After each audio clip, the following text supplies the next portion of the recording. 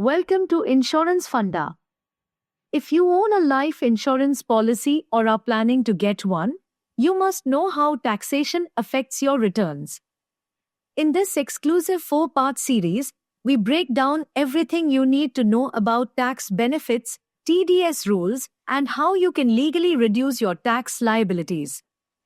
Stay tuned till the end, because we will share a powerful tax-saving tip that many people miss. Most people believe that all life insurance policies are 100% tax-free, but that's not true. New tax rules can impact your policy's benefits if you don't plan correctly. Some payouts are taxed, and some are not. The key is understanding what qualifies for tax benefits under Sections 80C, 80CCC, and 10, 10D.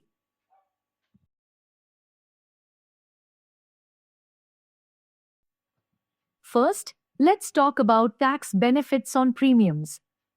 When you pay a premium for a life insurance policy, you can claim a deduction under Section 80C of the Income Tax Act.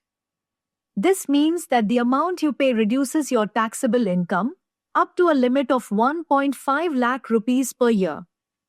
But here's an important rule: the premium should not exceed 10% of the sum assured to qualify. If it does, only a part of it is eligible for tax benefits. Always check the premium to sum assured ratio before purchasing a policy to maximize tax benefits. Now, let's talk about maturity proceeds and payouts. Under Section 10, 10D, the maturity amount you receive from an insurance policy is completely tax-free, but only if certain conditions are met. The 10% premium rule applies here as well. If your annual premium exceeds 10% of the sum assured, then the excess amount becomes taxable at your income tax slab rate.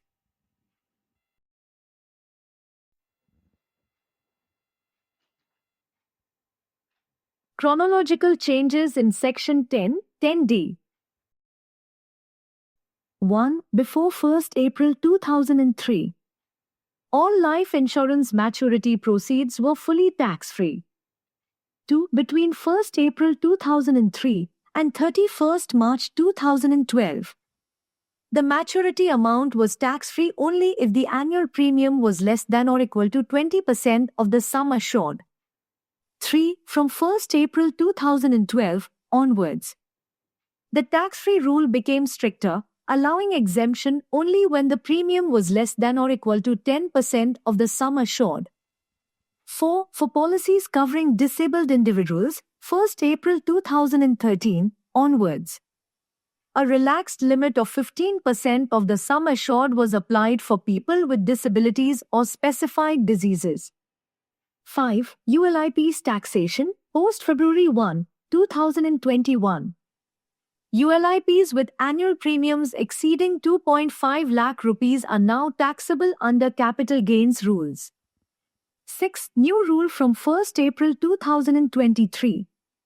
If the total annual premium of all policies exceeds 5 lakh rupees, the maturity payout is taxable, except in case of death benefits.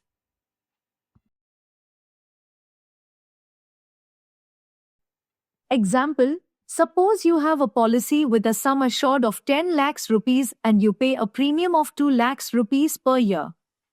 Since 2 lakhs is more than 10% of 10 lakhs, the payout won't be fully tax-free. Only 50% of the maturity payout will be tax-free here. Want to know how to defer tax payments legally? In our upcoming videos, we'll reveal a smart way to minimize TDS on life insurance proceeds. This is just the beginning.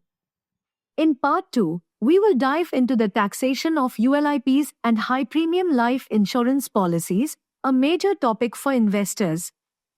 And in Part 3, we will reveal how TDS applies only to the income component, helping you defer tax payments smartly.